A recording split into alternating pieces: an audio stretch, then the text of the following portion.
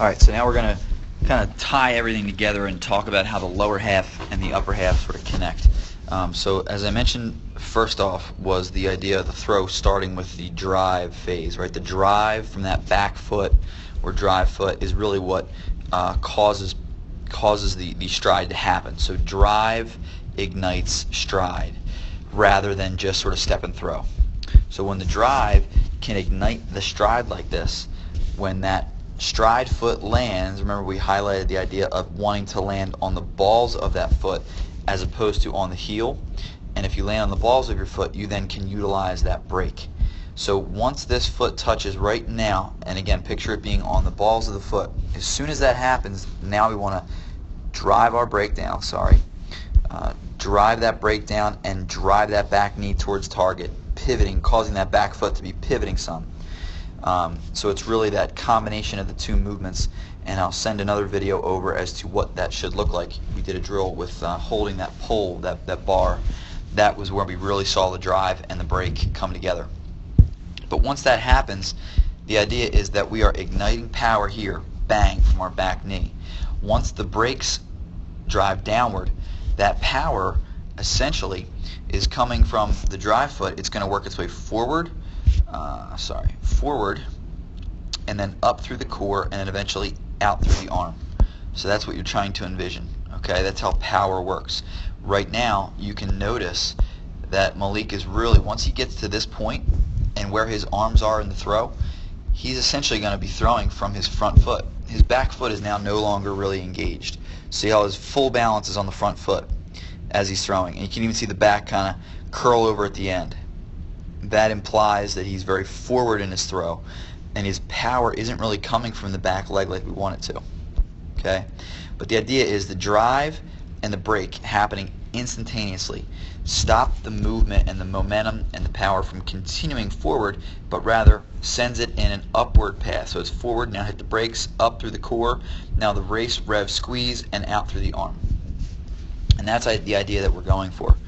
Another thing to look at is as we get further through the throw. So once we get to this position, if we can keep ourselves back in the throw, so right now the forwardness being all that weight on the front foot is really going to take away from our power.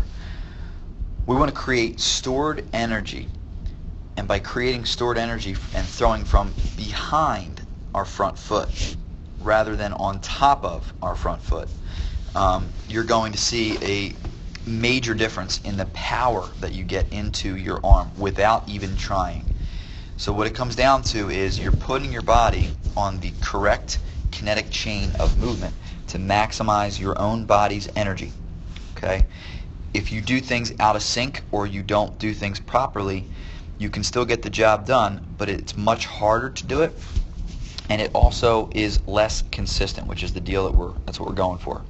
But when you finish here, you can see that idea. Remember that tank of energy, right? See that angle that we have here, Malik? That angle there wants to be more like this with that upper body. You want to be almost vertical with your upper body and your chest. That doesn't mean you have to stand tall with your knees. You still want to have some knee bend, and you can sync with your hips. But you want your back and chest to be tall and upright from the waist up.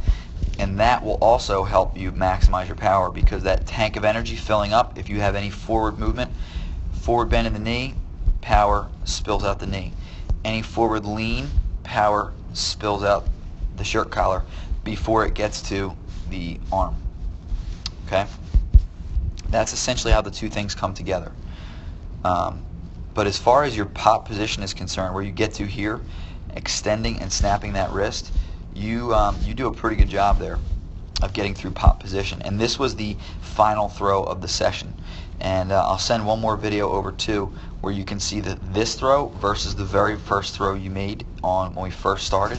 And there's already, a good deal of improvement.